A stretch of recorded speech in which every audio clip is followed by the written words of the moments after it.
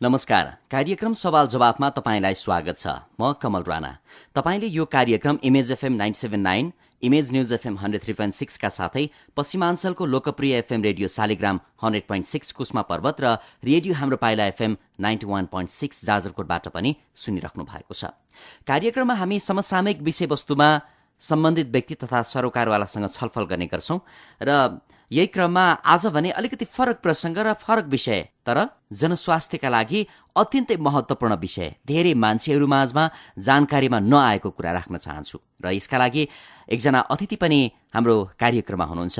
Mercury अर्थात् अंग्रेजीमा mercury र नेपालीमा पारो भन्छौं हामी। यो धातुको विषयमा धेरै मान्छेहरू जानकार छैनन्।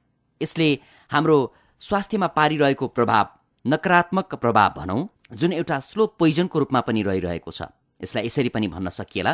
र मर्करी विभिन्न क्षेत्रबाट हाम्रो शरीरमा प्रवेश गरिरहेको छ, जसमा वैज्ञानिकहरूले गरेको अध्ययनले के देखाउँछ भने पोखराको फेवाताल र बेगनासतालमा माछा मार्ने माझीहरूमा मर्करी प्रवेश गरिसकेको छ। यो सँगसँगै धातुजन्य कार्यमा काम गर्ने, सुनमा जलप लगाउने जस्ता काममा चाहिँ सक्रिय कामदारहरूमा पनि मर्करीको प्रवेश भइसकेको भन्ने चाहिँ वैज्ञानिकहरूले तथ्य सार्वजनिक गरेका छन्। र मर्करी शरीरमा प्रवेश गरिसकेपछि मानव स्वास्थ्यमा के कस्ता असरहरू पार्नेछ, यो मर्करी कस्तो किसिमको तत्त्व हो र मर्करीका विषयमा नेपालको ऐन कानून अथवा नीतिभित्र के कस्ता प्रावधानहरू उल्लेख छन्, अन्तर्राष्ट्रिय स्तरमा यसलाई व्यवस्थापन गर्ने विषयमा के कस्ता समाधानका उपायहरू अवलम्बन गरिएका छन्, यिनै विषयमा कुराकानी गर्नका लागि आज हाम्रो टेलिफोन सम्पर्कमा हुनुहुन्छ जनस्वास्थ्य तथा वातावरण प्रबन्धन केन्द्रका कार्यकारी निर्देशक एवं वातावरण वैज्ञानिक रामचरित्र शाह। उहाँसँगको कुराकानी अगाडि बढाउन चाहन्छु। शाहज्यू, यहाँलाई कार्यक्रममा स्वागत छ। धन्यवाद कमलजी। पछिल्लो समय यो मर्करी अर्थात् पारोको विषयमा कुराहरू आइरहेको छन्, चर्चाहरू भइरहेको छ, तर पनि नेपाली सबै जनतालाई यो विषयमा जानकारी छैन। पारो अर्थात् मर्करी कस्तो तत्त्व हो?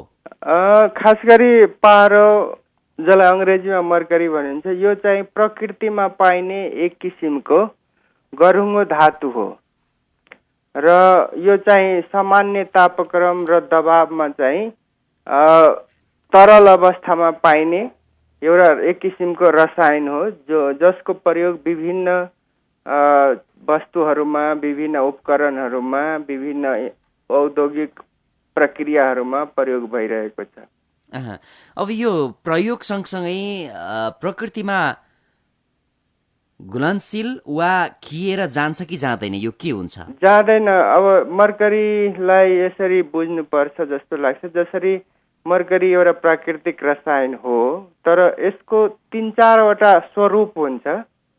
जसरी मैले पहिले के निवेदन गरेँ भने यो सामान्य तापक्रम र दबावमा चाहिँ तरल अवस्थामा पाइने रसायन हो र त्यसलाई चाहिँ एलिमेन्टल फर्म अफ मर्करी भन्छ।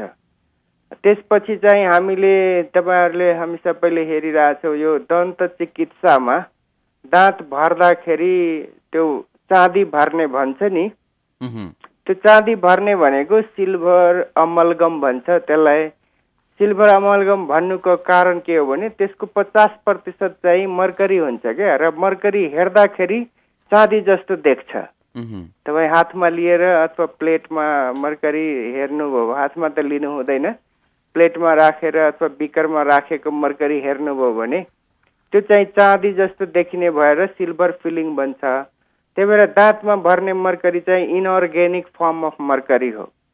त्यसै गरी यदि हस्पिटलमा बढी भएको मर्करी फालेर अथवा ड्रेन गरेर बगाएर नदीमा जान्छ अथवा माटोमा जान्छ, त्यहाँ चाहिँ त्यो विभिन्न माइक्रो अर्गानिजम, सूक्ष्म जीवाणुहरूसँग प्रक्रिया भएर त्यो चाहिँ अर्ग्यानिक फर्म अफ मर्करीमा चाहिँ चेन्ज हुन्छ। त्यही भएर र हामीले घरमा सिएफएलहरू अथवा ट्युबलाइटहरू, त्यसमा प्रयोग भएको मर्करी चाहिँ भेपर फर्म अफ मर्करी हो। त्यही भएर mercury elemental form, inorganic, organic र भेपर फर्ममा हुन्छ। यसको प्राकृतिक रूपले क्षयीकरण चाहिँ हुँदैन। यसलाई जे गरे पनि, तताए पनि, डढाए पनि, गाडे पनि, त्यो यसको प्रकृति मात्रै फरक हुन जान्छ। जसरी तरल अवस्थाको मर्करी चाहिँ इनअर्ग्यानिकमा चेन्ज हुन्छ, अर्ग्यानिकमा चेन्ज हुन्छ र भेपरमा चेन्ज हुन्छ। तर यसको विनाश चाहिँ हुँदैन, एक प्रकृतिबाट अर्को प्रकृतिमा जान्छ र कुनै कुनैको प्रकृति चाहिँ एकदमै सबभन्दा बढी घातक हुन्छ। उदाहरणको लागि एलिमेन्टल जुन मैले तरल मर्करीको कुरा गरेँ त्यो चाहिँ सबभन्दा कम घातक, त्योभन्दा बढी घातक चाहिँ दाँतमा भर्ने मर्करीको स्वरूप हुन्छ। त्योभन्दा पनि सबभन्दा बढी घातक चाहिँ प्रकृतिमा फेरि वातावरणमा गइसकेपछि विभिन्न माइक्रो अर्गानिजम अथवा मानवको शरीरभित्र गइसकेपछि पेटमा भएका विभिन्न माइक्रो अर्गानिजमसँग प्रक्रिया भएर अर्ग्यानिक फर्म अफ मर्करीमा चेन्ज हुन्छ, जुन चाहिँ सबभन्दा बढी खतरनाक फर्म हो। यसले जनस्वास्थ्यमा प्रभाव वा असर चाहिँ कस्तो पार्छ? वास्तवमा मर्करीको असर चाहिँ जनस्वास्थ्यमा एकदमै डर लाग्दो छ होइन। र कतिसम्म बनेको छ भने जसरी तपाईँले हातमा राख्नुभयो भने छालाको माध्यमबाट त्यो एकदमै तुरुन्त सोसेर जान्छ, तर हामीलाई थाहा हुँदैन र एकपल्ट हाम्रो खानाको माध्यमबाट, छालाको माध्यमबाट अथवा कुनै कस्मेटिक्समा पनि प्रयोग हुने भएकोले इभन कस्मेटिक्सहरू पनि हाम्रो शरीरमा गइसकेपछि यदि धेरै मात्रामा हामीले त्यो शरीरमा प्रवेश गरेपछि यसले चाहिँ हाम्रो स्नायु प्रणालीलाई सबभन्दा बढी असर गर्छ। त्यसै गरी पाचन प्रणालीलाई असर गर्छ, श्वास प्रश्वास प्रणालीलाई, त्यसै गरी हाम्रो यो रोगसँग लड्ने क्षमतामा ह्रास ल्याउँछ। मृगौलाको र फोक्सोको यसले प्रक्रियामा असर गर्छ र त्यसै गरी हेर्ने सुन्ने क्षमतामा पनि यसले ह्रास ल्याउँछ। कहिलेकाहीँ जसरी तपाईँलाई एउटा कुरा भन्दाखेरि तपाईँले बुझ्ने चाहिँ अर्को मुड स्विङहरू त्यस्तो यसले समस्या ल्याउँछ भने कहिलेकाहीँ त्यो तपाईँलाई चपाउन र निल्न चाहिँ गाह्रो पार्छ। र सबभन्दा यसको चाहिँ असर तपाईँले प्रष्ट रूपमा यो मेटल वर्करहरूकोमा हेर्न सक्नुहुन्छ, जसले चाहिँ मूर्तिमा चाहिँ सुनको जलप लगाइरहेछ। तिनीहरूमा गएर हेर्नुभयो भने उनीहरूको हात चाहिँ कामिरहेको हुन्छ कि र त्यस्तो ट्रिमर इफेक्टहरू, इभन प्यारालाइसिसहरू र इमोसनल इन्स्टेबिलिटीहरू चाहिँ यसले गर्छ। र धेरै मात्रामा विश्व स्वास्थ्य सङ्गठनले यति पनि भनेको छ कि धेरै मात्रामा बच्चा पाउने उमेरका महिलाहरू यदि मर्करीको सम्पर्कमा आएको छ भने उनीहरूको पेटमा भएको बच्चाको वृद्धि विकास चाहिँ एकदमै कम हुन्छ र इभन कहिलेकाहीँ मृत बच्चाहरू पनि जन्मिने हुन्छ। अब यो जनस्वास्थ्यलाई पार्ने प्रभावको कुरा रह्यो। हजुर, अब सबै मान्छेलाई थाहा छैन कि मर्करी केमा हुन्छ अथवा मर्करीबाट हामी अलिकति सुरक्षित हुनु पर्यो भने कस्ता किसिमका सामग्रीहरूबाट त्यो चलाउँदाखेरि अथवा त्यसको प्रयोगमा हामीले सावधान हुने भन्ने कुराहरू धेरै मान्छेलाई जानकारी कम छ। एकदमै जसरी मर्करी पाइने धेरै जस्तो यसको स्रोतहरू अथवा प्रयोगहरूको कुरा गर्दाखेरि हाम्रो देशको नेपालको परिप्रेक्ष्यमा मर्करीको प्रयोग चाहिँ स्वास्थ्य सेवामा चाहिँ धेरै छ। स्वास्थ्य सेवामा भनिराख्दाखेरि मैले के भन्न खोजिरहेको छु भने जसरी स्वास्थ्य सेवामा मर्करीमा आधारित उपकरणहरू जसरी थर्मोमिटर भयो अथवा रक्तचाप नाप्ने यन्त्र भयो अथवा दाँतमा मर्करी फिलिङ गर्छ भने त्यसको कम्पोजिसनको 50% मर्करी हुन्छ। त्यही भएर र त्यसमा अरू ब्याट्रीहरू विभिन्न उपकरणहरूमा स्वास्थ्य सेवामा धेरैभन्दा धेरै मर्करी बेस उपकरणहरू प्रयोग भइरहेको छ र इभन दन्त चिकित्सामा झनै बढी प्रयोग भइरहेछ। एउटा सेक्टर त्यो। त्यसै गरी अर्को चाहिँ यो ऊर्जाको क्षेत्रमा यो सिएफएलहरू अथवा ट्युबलाइटहरू त्यसमा पनि धेरै प्रयोग छ। त्यसै गरी अर्को चाहिँ उद्योगको क्षेत्रमा चाहिँ मेटल प्लेटिङहरू यो तपाईँ ललितपुर, भक्तपुर र काठमाडौँमा धेरै जस्तो ठाउँमा तपाईँले मूर्तिहरूमा चाहिँ सुनको जलप लगाउने काम गर्छ र त्यो जलप लगाउने क्रममा चाहिँ सुनलाई मर्करीमा घुलाउँछ।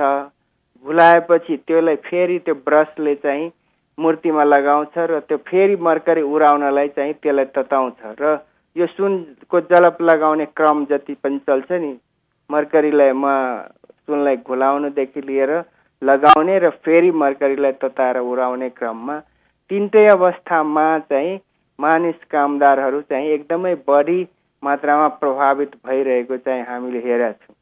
त्यही र यी सबै प्रक्रियाहरूबाट हस्पिटलको वेस्ट मर्करीजन्य फोहोर नदी नालामा तालतलैयामा फालेको खण्डमा अथवा त्यहाँ मिसिएको खण्डमा र त्यसै गरी यो मेटल प्लेटिङ वर्करहरू त्यहाँबाट बाहिरी वातावरणमा निस्केको खण्डमा इभन हामीले पोखराको बेगनास ताल र फेवा तालको इभन माछामा मर्करी छ, त्यसमा आधारित माझी समुदायको शरीरमा अन्तर्राष्ट्रिय रूपमा पाइने अथवा मान्यता प्राप्त जुन मापदण्डहरू छ त्योभन्दा धेरै मात्रामा अत्यधिक मात्रामा माझी समुदायको शरीरमा त्यसै गरी सुनको जलप लगाउने कामदारको शरीरमा एकदमै धेरै मात्रामा मर्करी प्रवेश गरिसकेको छ र उनीहरूमा असरहरू चाहिँ इभन यो सुनको जलप लगाउने मानिसहरूमा त इभन तपाईँले गएर अहिले पनि ललितपुरको सर्टेन ठाउँमा जानुभयो भने तपाईँ हेर्न सक्नुहुन्छ मानिसहरू हात कामिरहेको अथवा एकदमै ट्रिमर इफेक्ट चाहिँ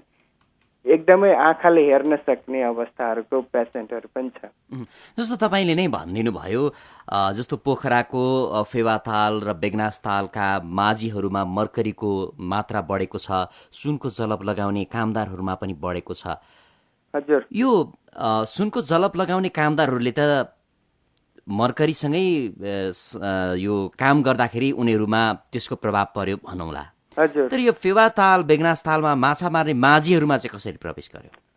एकदमै राम्रो प्रश्न गर्नुभयो, धन्यवाद। वास्तवमा जसरी हामीले हरेक घरमा थर्मोमिटर हुन्छ होइन, करिब करिब त्यसै गरी अस्पताल जन्य मैले जति पनि कुरा गरेँ नि, अस्पतालको अथवा स्वास्थ्य क्षेत्रमा चाहिँ आयुर्वेदिक औषधिदेखि लिएर विभिन्न उपकरणहरू र इभेन दाँतमा भर्ने प्रक्रिया यी सबैमा मर्करी चाहिँ प्रयोग हुन्छ र फोहोरको व्यवस्थापन राम्रो नभएको कारणले ती मर्करी युक्त फोहोर कि त नदी नालाको छेउमा अथवा कि त ड्रेनमा बगाइदिन्छ बाँकी मर्करी। जसरी एउटा दाँत फिलिङ गर्नलाई चाहिँ बनाएको मर्करी अमलगमको सबै 100% चाहिँ खर्च हुँदैन र बाँकी रहेको अमलगम जुन मर्करी र प्लस अरू मेटल एलोयहरूको कम्पोजिसन हुन्छ त्यो चाहिँ राम्ररी व्यवस्थापन गर्ने अझै पनि धेरै जसो दन्त चिकित्सा क्लिनिकमा अथवा हस्पिटलमा छुट्टै व्यवस्थापन कहीँ पनि नभएकोले मर्करी युक्त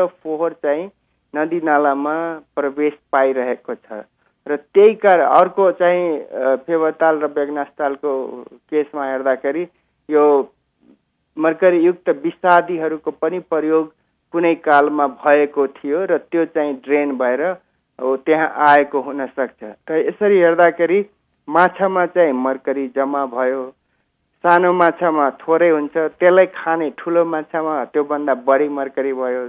इभन ठुलो माछालाई खाने माझी समुदाय हामीभन्दा साधारण मान्छेभन्दा बढी फ्रिक्वेन्ट खान्छ, किनभने उसको हरेक छाकमा माछा हुन्छ। साधारण व्यक्तिको मेबी सप्ताहमा 2 दिन खाला अथवा महिनामा 4 दिन खाला त्यस्तो हुन्छ।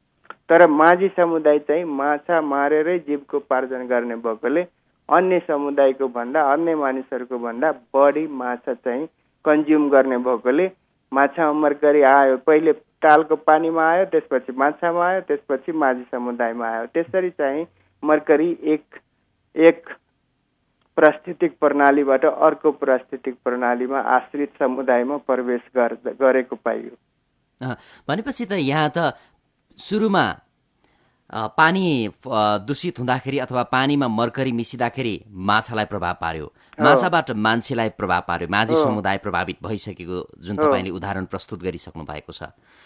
यो त एकपछि अर्को क्षेत्रमा प्रवेश गरिरहँदो रहेछ, नष्ट चाहिँ काहीँ पनि नहुँदो रहेछ। नष्ट हुँदैन यो। इभन तपाईँको ताल तलैयामा मैले पानीमा मर्करी गयो अथवा हिलोमा तलको पिँधमा भएको हिलोमा मर्करी एउटा फर्ममा बसिरहेको छ, कुनै बेला के कस्तो हुने रहेछ भने त्यो बसिरहेको मर्करी फेरि जेनरेट हुने रहेछ, बाहिर निस्कने रहेछ।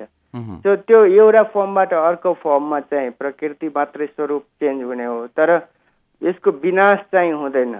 तपाईँले यो मेटल प्लेटिङकै यो सुनको जलप लगाउने ठाउँमा जानुभयो भने त्यो काम गर्नेमा जलप बनाउनदेखि लिएर लगाउने र तताउने प्रक्रियामा चाहिँ मर्करी धेरै भ्यापरको फर्ममा चेन्ज हुन्छ क्या, उडेर जान्छ। तर उडेर गएपछि किनभने मर्करी जहिले पनि एकदमै गरुङ हो र त्यो चाहिँ त्यहीँको हावामा फेरि त्यहाँ तल आएर माटोमा मिसिन्छ, फेरि प्रक्रिया हुन्छ र जहाँ बनाइन्छ त्यहाँ मात्रै चाहिँ मर्करी बस्दैन, टाढा टाढासम्म चाहिँ धेरै धेरै समयसम्म रहिरहेको छ। त्यसले त वरिपरिको मान्छेलाई पनि त प्रभाव पार्यो नि, होइन? एकदमै पार्छ। भनेपछि यो श्वास प्रश्वासको माध्यमबाट पनि छिर्न सक्छ शरीरमा? एकदमै छिर्न सक्छ। अर्को माध्यम, अरू अब खानाको माध्यमबाट पनि छिर्यो भने मान्छेको शरीरमा गयो, होइन? भनेपछि यो जुनसुकै माध्यमबाट छिर्न सक्यो। जसरी काम गर्ने बेलामा चाहिँ मर्करी हातले चलाइरहेको पनि छ, त्यसबाट छालाको माध्यमबाट यो चाहिँ सिधै पार गर्छ, होइन? त्यसपछि ब्लड स्ट्रिममा गएर शरीरको विभिन्न अङ्गहरूमा चाहिँ गएर असर गर्न थाल्छ। यसको चाहिँ टार्गेट साइटहरू लङ्स, किडनी, रिप्रोडक्टिभ प्रजनन प्रणालीमा यसले असर गर्छ। भनेपछि त यसको यो सर्ने अथवा यसले प्रभाव पार्ने माध्यम जुनसुकै पनि हुँदो रहेछ, खाँदा पनि हुने, छुँदा पनि हुने, अहिले आएर इभन कस्मेटिक्सहरू जुन छ नि, छाला गोरो पार्ने कस्मेटिक्सहरू, गोरो पार्नेको मेन एउटा कम्पोजिसन चाहिँ मर्करी हो। त्यसले पनि र त्यसमा पनि हामीले गरेको थियौँ केही वर्ष अगाडि अध्ययन, होइन? इभन नेपालमै बिक्री वितरण भइरहेको, आयात भएर बिक्री वितरण भइरहेको छाला गोरो पार्ने क्रिमहरूमा पनि मर्करी छ, पाइएको छ। भनेपछि मान्छे सुन्दर हुनका लागि क्रिम प्रयोग गरिरहेका छन्, युज गरिरहेका छन्, तर त्यसको नकारात्मक प्रभाव पनि उनीहरूले भोग्नु परिरहेको छ। एकदमै त्यो नजानिदो पाराले त्यसको असर चाहिँ भइरहेको छ। र त्यसो हो भने त यो मर्करी व्यवस्थापन अत्यन्तै जटिल देखियो नि। एकदमै जटिल छ, एकदमै प्राविधिक दृष्टिकोणले पनि एकदमै जटिल छ, ठुलो समस्या छ। अब यसरी झट्ट हेर्दाखेरि म मर्करीसँग धेरै वर्ष भयो काम गरिरहेको, मलाई केही भएको छैन भनेर पनि तपाईँलाई आउँछ त्यस्तो प्रसङ्गहरू। तर बाहिरबाट देखेर तपाईँले लक्षण देखेर तपाईँले मर्करीबाट केही असर परेको नदेखिए पनि भित्र तपाईँको शारीरिक रूपले धेरै प्रभाव पारिसकेको हुन्छ त्यसले। यसको समाधानका विकल्पहरू वैज्ञानिकहरूले केही खोजेका छन्? सबभन्दा राम्रो उपायहरू त के छ भने जसरी सकेसम्म मर्करीमा आधारित उपकरणहरू, प्रक्रियाहरू लाई आजको दिनमा चाहिँ वैकल्पिक सुरक्षित उपायहरू अथवा सुरक्षित उपकरणहरू, सुरक्षित प्रक्रियाहरूबाट चाहिँ सकेसम्म बन्द गर्ने हो कि यसको प्रयोग। र तर कुनै अवस्थामा बन्द गर्न नसक्ने हुन्छ। उदाहरणको लागि जसरी स्वास्थ्य सेक्टरमा जति पनि प्रयोग भइरहेछ त्यसको वैकल्पिक उपायहरू आइसकेको अवस्था छ। त्यही भएर म लगायत हामीले जनस्वास्थ्य तथा वातावरण प्रवर्धन केन्द्रबाट जुन विगत धेरै वर्षदेखि यसको क्याम्पेन गरिराख्दाखेरि के पनि पायो भने जसरी मर्करी थर्मोमिटरको सट्टामा डिजिटल थर्मोमिटर छ, मर्करी बिपी सेटको सट्टामा एनोराइड छ, त्यसै गरी सिल्भर फिलिङ अथवा चाँदी मर्करी फिलिङको सट्टामा चाहिँ अहिले आएर कम्पोजिट, ग्लास आइनोमर, सिमेन्ट, त्यस्तो धेरै वैकल्पिक डेन्टल फिलिङहरू, मेटेरियलहरू पनि आइसकेको अवस्था छ भने यो सिएफएल चिमहरूको सट्टामा एलइडी प्रयोग गर्न सकिन्छ। यो मेटल प्लेटिङको अथवा सुनको जलप लगाउने प्रक्रिया, त्यो औद्योगिक प्रक्रिया अन्तर्गत सुरक्षित हुने उपायहरू धेरै छ। जसरी अहिले आएर तपाईँ कतै वर्कसपमा जानुभयो भने पुरै म्यानुअल भइरहेको हुन्छ, ह्यान्डलिङ, न्याकेड ह्यान्डले, खाली खुल्ला हातले चाहिँ कुनै मास्क हुँदैन, कुनै हातमा पन्जा हुँदैन, मर्करीलाई सिधै हातमा दाल भात मासे जस्तै माझिरहेको हुन्छ उहाँहरूले। भनेपछि त्यो प्रक्रियाहरूलाई घटाउन चाहिँ सकिन्छ। उसलाई सुरक्षा, कामदारहरूलाई यसको बारेमा जानकारी दिएर कामदारहरूलाई यथेष्ट सुरक्षा कवचहरू प्रदान गरेर र सँगसँगै अहिलेको जुन जलप लगाउने प्रक्रिया छ खुल्ला रूपमा त्यसलाई चाहिँ एउटा नियन्त्रित ठाउँमा एउटा नियन्त्रित कोठामा राखेर ब्याक फिल्टरहरू त्यहाँ भएको हावा मर्करीयुक्त हावालाई सोच्ने र त्यो सोचेको हावालाई बाट मर्करीलाई चाहिँ ठिगराएर हुन्छ कि सेटल कसरी हुन्छ त्यसलाई चाहिँ रिकभर गर्न सक्ने प्रविधिहरू अलरेडी विकासहरू भइसकेको अवस्थामा सकेसम्म प्रयोगै नगर्ने, प्रयोगै गर्नु पर्यो भने कमभन्दा कम गर्ने र प्रयोग गर्दै गर्दाखेरि हुन सक्ने सम्भाव्य संक्रमण अथवा त्यसको सम्पर्कमा आउने प्रविधिहरूलाई परिवर्तन गरेर सुधार गरेर मानिस र मर्करीको जुन सम्पर्क हुने ठाउँहरू छ अवस्थाहरू छ त्यसलाई चाहिँ प्राविधिक हिसाबले चाहिँ नियन्त्रण गर्न सक्ने धेरै उपायहरू छन् जसको अवलम्बन चाहिँ सबै सम्बन्धित निकायले गर्नुपर्छ। सरकारी निकायहरूले यसलाई प्रभावकारी रूपले विकास गरेर कार्यान्वयन गर्नुपर्छ। अब यो त अलिकति नीतिगत कुरा पनि तपाईँले उठाउनु भयो हजुर होइन। अब स्वास्थ्य क्षेत्रदेखि लिएर विभिन्न क्षेत्रमा मर्करीको प्रयोग बढिरहेको छ, त्यसको प्रभावका विषयमा धेरै मान्छेहरू जानकार छैनन्। यद्यपि जस्तो राज्यको कुरा गर्ने भने नेपाल सरकार मर्करीको नकारात्मक प्रभावप्रति के कति जानकार छ, सचेत छ, के पाउनु भएको छ? एकदमै बिल्कुलै 100% जानकार पनि छ। जसरी स्वास्थ्य मन्त्रालयसँग हामीले धेरै नजिक भएर काम गरिरहेछौँ यो इस्युमा, त्यसै गरी जनसङ्ख्या तथा वातावरण मन्त्रालयसँग पनि धेरै सहकार्यहरू पनि भइरहेछ र अन्तर्राष्ट्रिय रूपमा पनि यसलाई चाहिँ सबै यो संयुक्त राष्ट्रिय अन्तर्राष्ट्रिय जुन सङ्घ छ त्यस अन्तर्गतका सबै प्राय जसो सदस्य राष्ट्रहरूमा पनि अहिले आएर त इभन अन्तर्राष्ट्रिय रूपमा पनि यसलाई एड्रेस गर्नुपर्छ भनेर मिनामाता मर्करी महासन्धि नै आइसकेको छ।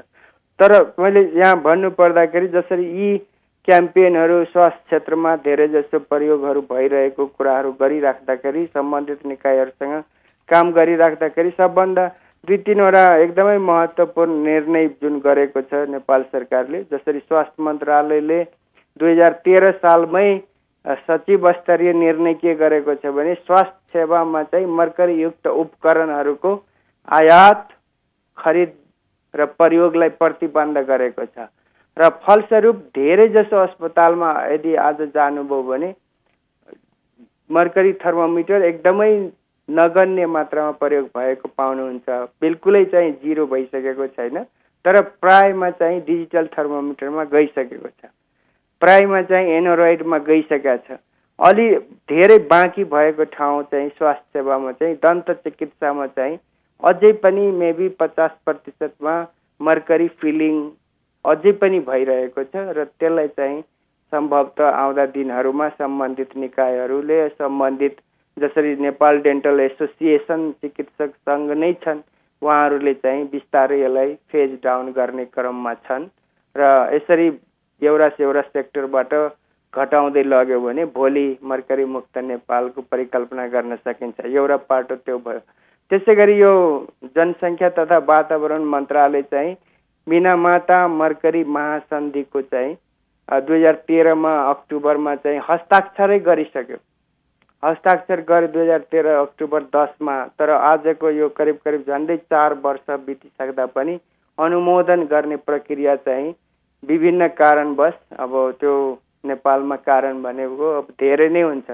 त्यसमा पनि एउटा चाहिँ यो राजनीतिक कारण अथवा हाम्रो जुन अस्थिरताको कारण छ त्यो पनि एकदमै ठुलो रोल खेलेको छ। यो धेरै टाइम लागिरहेको छ अनुमोदनमा। र यो मिनामाता मर्करी महासन्धिमा चाहिँ के उल्लेख गरिएको छ?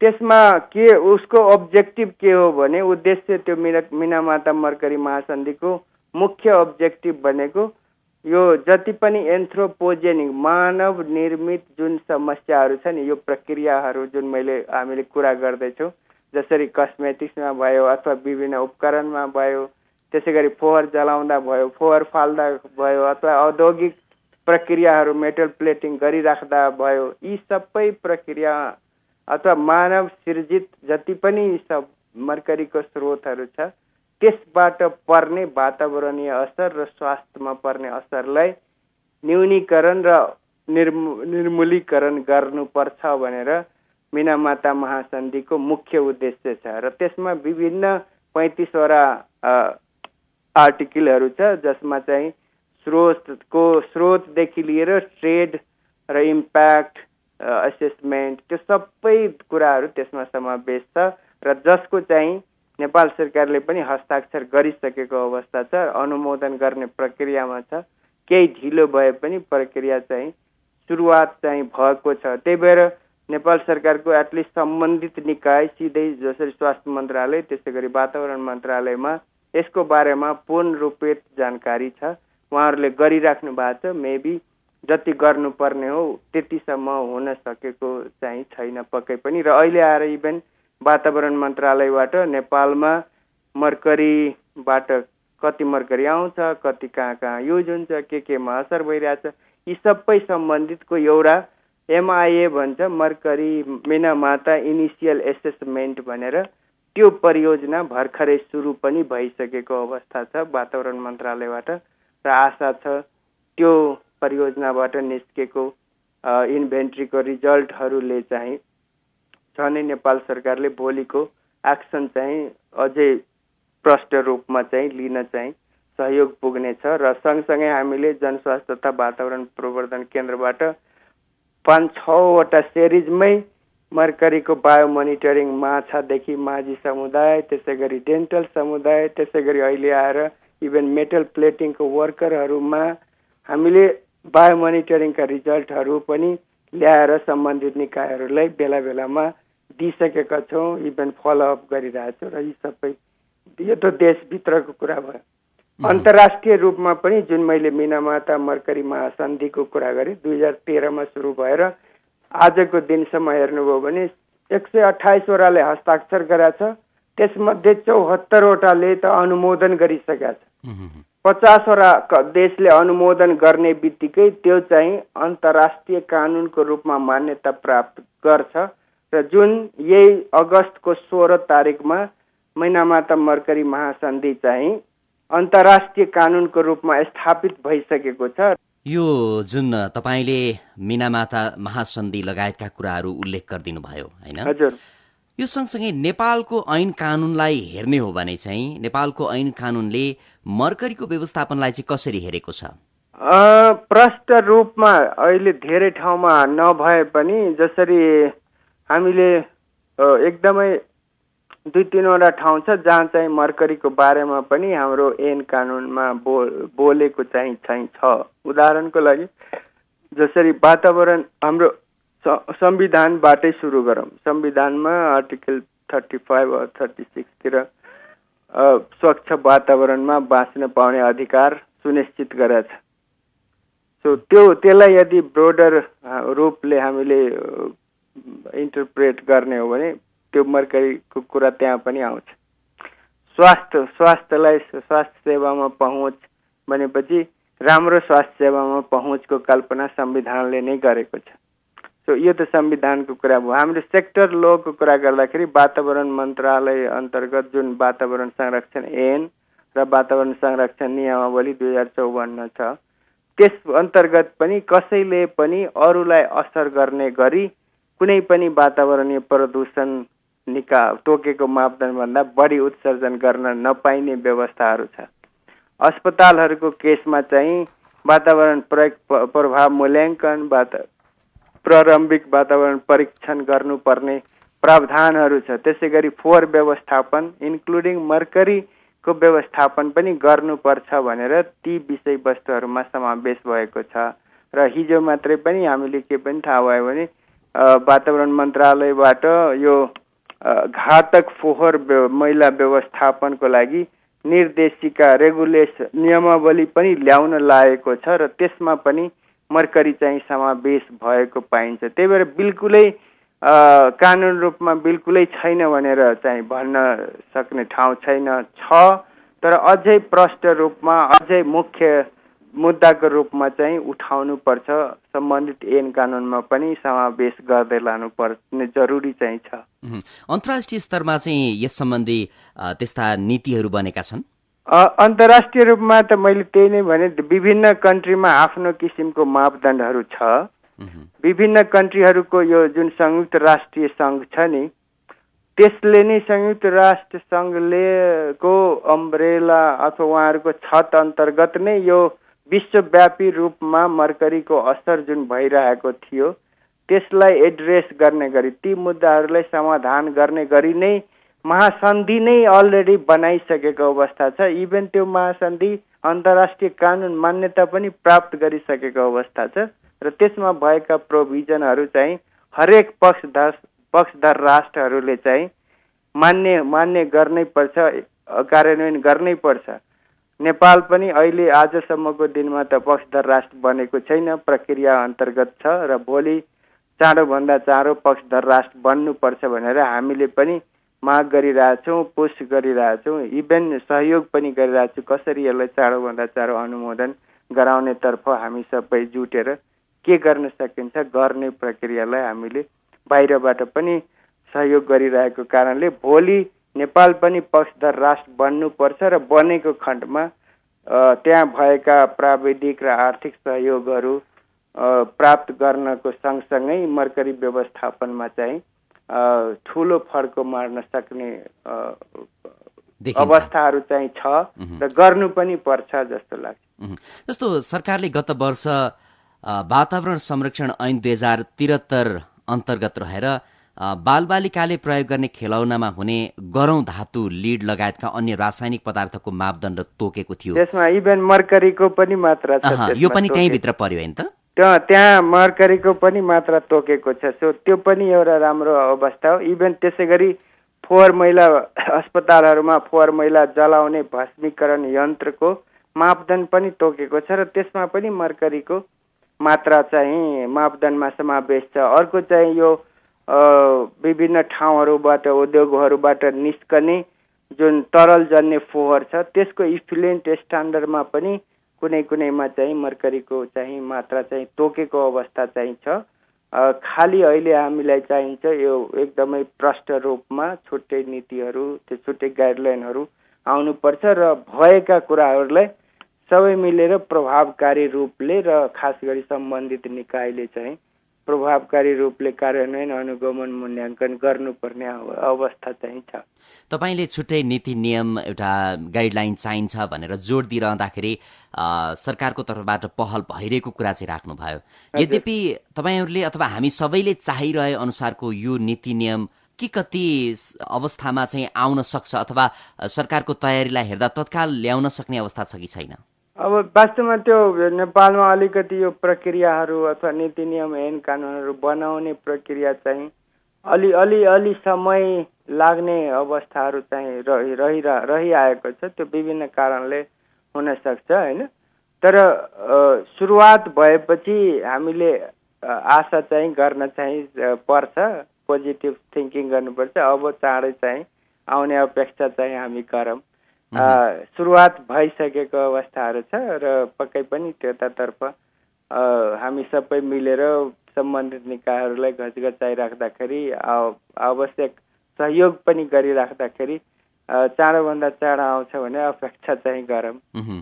स्वास्थ्य संस्था लगायत अन्य विभिन्न क्षेत्र, औद्योगिक क्षेत्रहरूमा प्रयोग भइरहेको मर्करी व्यवस्थापनको कुरामा त्यति ध्यान दिएको देखिँदैन, जसले मानवीय स्वास्थ्यमा प्रभाव पारिरहेको अवस्थामा ती सम्बन्धित सङ्घ संस्थाहरू अथवा निकाय भनौँ त्यस क्षेत्रका व्यक्तिहरू चाहिँ यस सम्बन्धी के कति सचेत भएको तपाईँले पाउनु भएको छ? जस्तो अस्पतालकै कुरा गरौँ, पक्कै पनि मतलब यो अहिले आएर बढ्दो सहरीकरण र बढ्दो यो विश्वव्यापी रूपको नयाँ इमर्जिङ इस्युहरूको रूपमा हेर्दाखेरि राष्ट्रिय रूपमा पनि यसको बारेमा सचेतना चाहिँ धेरै बढेर गएको छ। अन्तर्राष्ट्रिय रूपमा त कन्भेन्सन नै आइसकेको अवस्था छ। त्यही भएर यी कुराहरू धेरै पटक अब छलफलहरूमा आइसकेको छ। पत्र पत्रिकाहरूमा हामीले गरेका अनुसन्धानहरू, अरू सङ्घ संस्थाहरूले गरेका अनुसन्धानहरू बेला बखतमा धेरै पहिलेको भन्दा धेरै मात्रामा आइरहेछ। तपाईँको इमेज एफएमबाट पनि यी कुराहरू गरिराख्दाखेरि बढीभन्दा बढी मान्छेहरूको माझ यो मेसेज चाहिँ पुग्छ भनेर हामी अपेक्षा चाहिँ गरौँ। त्यही भएर यसमा काम गर्ने सङ्घ संस्था व्यक्तिगत रूपले, संस्थागत रूपले र सरकारी निकायहरू पनि, जिम्मेवार सरकारी निकायहरूमा पनि यसको बारेमा बढ्दो किसिमको जनचेतना छ, बढ्दो किसिमको उद्देश्य लिएर यसलाई एड्रेस गर्नुपर्छ भनेर मानसिकता चाहिँ विकास पक्कै पनि भएको छ।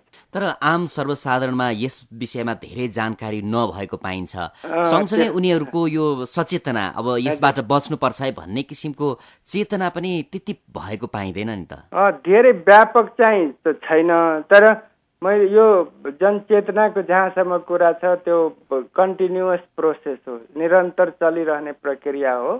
र मलाई जहाँसम्म यो रसायन सुरक्षाको हामीले विगत 10-12 वर्षदेखि काम गरिरहेको अवस्थामा हेर्दाखेरि जुन अवस्थामा हामीले 3-4 वर्ष अगाडिको जनचेतना हेरेका थियौँ त्योभन्दा धेरै बढेर चाहिँ गएको छ। अहिले आएर चाहिँ तपाईँले यो खेलौनाको कुरा गरिराख्दाखेरि अथवा कस्मेटिक्सको कुरा गरिराख्दाखेरि अथवा यही मर्करीकै कुरा गरिराख्दाखेरि कहिलेकाहीँ हिजो पनि एउटा प्रसङ्ग चाहिँ कस्तो पनि आयो भने घरमा इभेन रेडियो टेलिभिजन हेरेर पनि यसको बारेमा चाहिँ जानकारी पाएका मानिसहरूले पनि त्यो कुराहरू गर्न थालिसकेको अवस्था छ। त्यही भएर जनचेतना धेरै व्यापक हुन नसके पनि त्यसको निरन्तरता चाहिन्छ, गर्दै जानुपर्छ र पहिलेको भन्दा पक्कै पनि बढ्दो क्रममा जनचेतना पनि छ। यसलाई एड्रेस गर्ने कुराहरू पनि बढ्दो क्रममा स्वास्थ्य मन्त्रालयले, वातावरण मन्त्रालयले र अन्य सम्बन्धित निकायहरूले पनि चासो बढेर चाहिँ गएको छ। तपाईँ यो क्षेत्रमा लामो समयदेखि कार्यरत हुनुहुन्छ, अध्ययन अनुसन्धान गरिराख्नु भएको छ एउटा वातावरण वैज्ञानिकको हिसाबले पनि। हजुर, यो अवस्थालाई हेर्दाखेरि अब यो मर्करीको मात्रालाई हेर्ने हो भने अब नेपाल जोखिममा छ भनिरहँदाखेरि हामी के कति जोखिममा छौँ र अब हामीले यसबाट जोगिनका लागि हैन कस्तो किसिमका कार्यहरू चाहिँ अवलम्बन गर्न आवश्यक देख्नुहुन्छ? एकदमै धन्यवाद कमलजी। वास्तवमा हामीले जनस्वास्थ्य तथा वातावरण प्रबन्धन केन्द्रबाट विगतका दिनहरूमा, वर्षहरूमा गरेको 2-4 वटा अध्ययनहरूबाट प्रष्ट रूपमा के देखेको छ भने नेपालमा यसको धेरै ठुलो प्रयोग नभए पनि प्रभावको रूपमा हेर्दाखेरि प्रभावित व्यक्तिहरू अलरेडी भइसकेको छ नेपालमा। र त्यसलाई हेर्दाखेरि दुईटा मात्रै इक्जाम्पल मैले दिन खोजेँ। जसरी हामीले फेवातालको वरिपरिको माझी समुदायमा मर्करीको अध्ययन गर्दाखेरि 15 जना मध्ये 8 जनामा चाहिँ 1 ppm भन्दा धेरै थियो। 53% माझी समुदायको शरीरमा चाहिँ अन्तर्राष्ट्रिय रूपमा मान्यता मापदण्ड भन्दा अत्यधिक मात्रामा मर्करी मान्छेको शरीरमा पाइसकेको छ। त्यसै गरी भर्खरै यो 2016मा हामीले मेटल प्लेटिङ, सुनको जलप लगाउने कामदारहरूको शरीरमा मर्करीको बारेमा अध्ययन गर्दाखेरि त झन्नै 75% कामदारहरूमा विश्वव्यापी रूपमा तोकेको मापदण्ड भन्दा बढी मर्करी छ र धेरै मात्राहरू पनि अत्यधिक मात्राको कुरा गर्दाखेरि त त्यो झनै डर लाग्दो छ। त्यही भएर नेपालमा थोरै सानो देश छ, थोरै मर्करीको खपत भए पनि यसबाट पर्ने प्रभावहरूको यदि मात्रा हेर्ने हो भने एकदमै अत्यधिक छ। त्यही भएर राष्ट्रले चाहिँ यो मुद्दालाई चाहिँ प्राथमिकता दिएर चाहिँ तुरुन्तै समाधानको बाटोहरू पहिलाउन चाहिँ जानुपर्छ र यतातर्फ चाहिँ इभेन तपाईँको रेडियो मार्फत मैले सबै सम्बन्धित निकायहरू र खास गरी वातावरण मन्त्रालय, स्वास्थ्य मन्त्रालय र तद अन्तर्गतका विभागहरूलाई पनि तपाईँको रेडियो मार्फत पनि पुनः आग्रह गर्छु। यति धेरै कुरा गरिसकेपछि हामी कार्यक्रमको अन्त्यमा आइपुगेका छौँ। यद्यपि अन्त्यमा तपाईँलाई म के सोध्न चाहन्छु भने हजुर, यो मर्करीको प्रभाव पर्दै जाँदाखेरि मानव स्वास्थ्यमा पनि यसको असर पर्यो, मानिसको शरीरमा मर्करी देखियो। अब त्यो मानिसबाट चाहिँ फेरि अरू क्षेत्रमा प्रभाव कसरी पर्छ अथवा त्यो मानिसबाट मानिसलाई पनि प्रभावित हुने काम हुन्छ कि के हुन्छ? एकदमै हुन्छ। यदि आमाको शरीरमा मर्करी कन्टामिनेसन छ भने त्यसले पाउने बच्चा, मैले जुन असरको कुरा गरेको थिएँ, कि त त्यो बच्चा पूर्ण विकसित हुँदैन कि त मृत पैदा हुन्छ। भनेपछि अपाङ्ग बच्चा, सुस्त बच्चा जन्मिने अवस्थाहरू रहन्छ। त्यही कुराहरू गाई बस्तुमा पनि हुन्छ, त्यही कुराहरू रुख बिरुवाहरूमा पनि जति हुनुपर्ने हो त्यति पोटेन्सियल अथवा त्यति राम्रा चाहिँ हुँदैनन्। एक व्यक्तिबाट अर्को व्यक्तिमा चाहिँ सर्छ कि सर्दैन? त्यसरी सर्दैन। त्यो कन्ट्याक्टको हिसाबले अथवा छाला एक पिँढीबाट अर्को पिँढीमा आमा बुवामा कन्टामिनेसन छ भने बच्चामा चाहिँ सर्छ, तर एक व्यक्तिमा बाट अर्को व्यक्तिमा हात मिलाएर अथवा श्वास प्रश्वासको माध्यमबाट सर्दैन। त्यो मर्करीबाट असर परेको व्यक्तिको यदि मृत्यु भयो भने त्यो व्यक्तिलाई त अब हामीले हाम्रो संस्कार अनुसार डराउने हो। त्यो एक्ज्याक्टली राम्रो कुरा उठाउनु हो। वास्तवमा यो पशुपति आर्यघाटमा क्रिमेटोरिया पनि बनाएको छ होइन, र यदि तपाईँको दाँतमा 4वटामा मर्करी फिलिङ गर्नुभएको छ होइन, चाँदी भर्ने भन्छ, मर्करी फिलिङ भएको छ, र तपाईँको दाह मृत्यु पश्चात यदि कसै व्यक्तिलाई दाह संस्कार गर्दाखेरि जलाइन्छ भने त्यो मर्करी फेरि इभ्यापोरेट भएर वातावरणमा आउँछ। अनि जमिनमा गाड्दा चाहिँ जमिनमा पनि लिच हुन्छ। भनेपछि यो त कहीँ कतै नष्ट नहुने रहेछ। एकदमै हुँदैन। हजुर हुन्छ, यो समय उपलब्ध गराइदिनु भयो, त्यसमा पनि महत्त्वपूर्ण जानकारी र आफ्नो विचार राखिदिनु भयो, यसको लागि तपाईँलाई धेरै धेरै धन्यवाद। धन्यवाद चाहिँ कमलजी र इमेज एफएमलाई पनि यस्तो एकदमै गहनशील विषयवस्तुमा र हामीले जनस्वास्थ्य तथा वातावरण प्रवर्धनबाट गरेका केही अनुसन्धानहरूको नतिजाहरू पनि तपाईँहरू समक्ष तपाईँको रेडियो मार्फत आम जनता समक्ष पुर्याउने प्रयासमा सहयोग गर्नुभएकोमा तपाईँलाई पनि धन्यवाद। हवस् त, यसका साथै आजको कार्यक्रमको निर्धारित समय सकिसकेको छ। आजको कार्यक्रममा हामीले वातावरणमा मर्करी अर्थात् पारोले पारिरहेको प्रभावका विषयमा कुराकानी गर्यौं। जनस्वास्थ्य तथा वातावरण प्रवर्धन केन्द्रका कार्यकारी निर्देशक एवं वातावरण वैज्ञानिक रामचरित्र शाहसँग। उहाँसँगको यो कुराकानीसँगै यो कार्यक्रम सुन्नुहुने तपाईँ सम्पूर्णलाई धेरै धेरै धन्यवाद दिन चाहन्छु र प्राविधिक मित्र अनिशलाई पनि धन्यवाद दिँदै म कमल राणा आज्ञा चाहन्छु। नमस्कार।